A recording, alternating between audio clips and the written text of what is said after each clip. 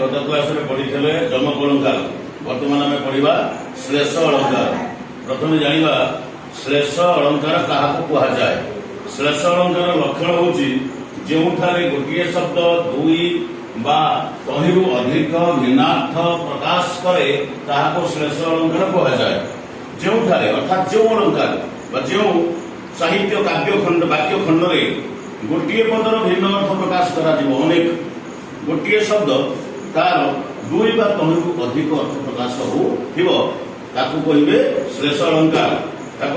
श्लेष अलंकार ताले श्लेष अलंकार को तीन भाग में विभक्त कर एक रे अभंग श्लेष, दुई रे सभंग श्लेष, तीन रे भंगाभंग श्लेष। जो शब्दर दुई अधिक अर्थ बाहर जो शब्दर पदर ताकू कह श्रेष्ठ पद कौन कह श्रेष्ठ पद। आम देखा केमी कौन गोटे पदर दुई बा अधिक अर्थ बाहर पद को आम भांगिक अर्थ बाहर करवा पद को न भांगिक अर्थ बाहर करवा केमी ना गोटे उदाहरण ये दिगला कवि सम्राट उपेन्द्र भंजक द्वारा रचित वैदेहीश विलास काव्यर गोटे उदाहरण। किए लिखिए को वैदेहीश विलास किए लिखिले कवि सम्राट उपेन्द्र भंजक कि उपेन्द्र भंजक द्वारा रचित। आम समस्त उपेन्द्र भंजक जो वैदेहीश विलास से हूँ रामायण पर आधारित कथा समझे जाचे। पंचवटी जिते गुरुले किए पंचवटी जिते अवस्थान करुले राम लक्ष्मण और सीता से रावणर भगिनी सुपर्णखा सी आसी रामंकर सुंदर रूप में मुग्ध हो राम को विवाह प्रस्ताव देइथिला। राम किंतु ताको देखी उपहास करी मने मने हसी से कहिले जे मु नुह आउ जने भाई मोर अनति दूर रे अछि फल तोड़ुची सेठी भ्रमण करुची मु ताको गोटे चिट्ठी लिखि दउची तमे से चिट्ठी नहीं ताको दब से तुमको विवाह करिवो। मु तो कृष्ण काय मु कला लिखिबा पाई किंतु मो भाई गौर वर्ण लक्ष्मण मु चिट्ठी दउची।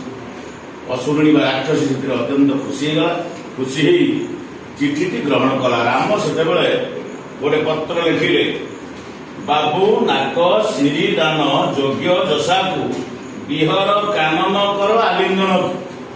बाबू संबोधन कले राक्षसी पढ़िला सुपर्णखा चिठीटा को पढ़ी भाई खुशी होगा।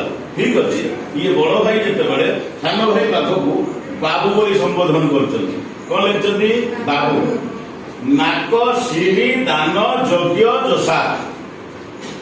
नाक अर्थात असुरणी बुझुची नाकर शब्दर गोटे अर्थ बुझिला सी नाक माने कौन आम पढ़ी अमर कोश स्वर भयन सर्कणा त्रिदिव त्रिदशाला सुर लोक देव दिव आम जाने तो स्वर्गर गोटे अन्य ना हूँ नाक।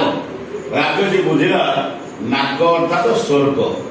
श्री माने सुख श्री माने कौन सुख दान माने देवा योग्य जशा को ये झील को स्वर्ग सुख देवा उचित। लक्ष्मण पाखक चिठी जो लिखिले राक्षसी बुझीगला दिया कौन दरकार ना स्वर्ग सुख दवा आवश्यक। पुणी कहे कौन ना बिहर कानन कर आलिंगन। बिहर बिहार कर कानन अर्थात गण रे लक्ष्मण रे बाबू तू या आलिंगन पूर्वक से अरण्य भ्रमण करू विहार कर।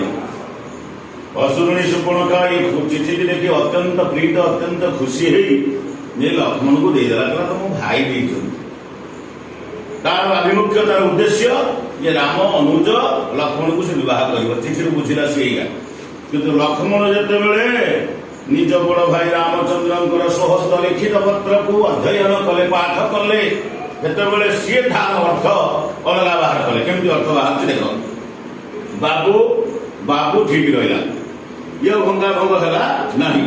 बाबू नाक श्री दान नाक अर्थात लक्ष्मण बुझिला नाक मन मन जानिला भाई लिखुଛନ୍ତି या नाक माने नासा नाक माने कौन नासा बा नोज इंग्राजी कहते नोज एटा हला नासा। बाबू नाक श्री श्री माने सौंदर्य नाकर जो शोभा मुह सार कौन नाक नाकर सौंदर्य ଦାନ ଅର୍ଥାତ ଛେଦନ, ଦାନ ଅର୍ଥାତ ଛେଦନ ଯୋଗ୍ୟ ଦୋଷା। ଇଏ ଝିଅକୁ ଯୋଗ୍ୟ କଣ ନା ନାକର ସୌନ୍ଦର୍ଯ୍ୟତାକୁ ଛେଦନ କରିବା ଅର୍ଥାତ ତା ନାକ କାଟିବା। ଲକ୍ଷ୍ମଣ ବୁଝିଲେ କଥା, ରାକ୍ଷସୀ ବୁଝିଥିଲା ଅଲଗା କଥା, ସ୍ୱର୍ଗ ସୁଖ ପାଇଁ।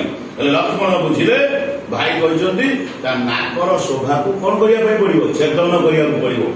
ନାକକୁ ତ କାଟିବ, ତଳ ଧାରିରେ କଣ ନା ଏଇଠି ଭଙ୍ଗା ଭଙ୍ଗ ହବ। ବିହର ବିଯୁକ୍ତ ହର, ବିଶେଷ ଭାବରେ ହର ମାନେ ହରଣ କରିବୁ। ହେ ଲକ୍ଷ୍ମଣ, ବିଶେଷ ଭାବରେ ବିହର ଭଙ୍ଗା ହେଲା, ବିଶେଷ ଭାବରେ ହରଣ କରିବୁ। କାନନ, କାନ ଯୁକ୍ତ ନ, ବିଶେଷ ଭାବରେ କାନ, ନାକକୁ ହାଣିବୁ, ବିଶେଷ ଭାବରେ ତା କାନକୁ ହାଣିବୁ, ଛେଦନ କରିବୁ। ଆଉ ନକୁ ଏଠି ରଖାଗଲା ନ ଆଲିଙ୍ଗନ, ତାକୁ କେବେ ଆଲିଙ୍ଗନ କରିବୁ ନାହିଁ। କେଡ଼େ ସୁନ୍ଦର ଅର୍ଥ, ବୁଝିଲେ କି? ଏହା ହଉଛି ଶ୍ଲେଷ ଅଳଙ୍କାର।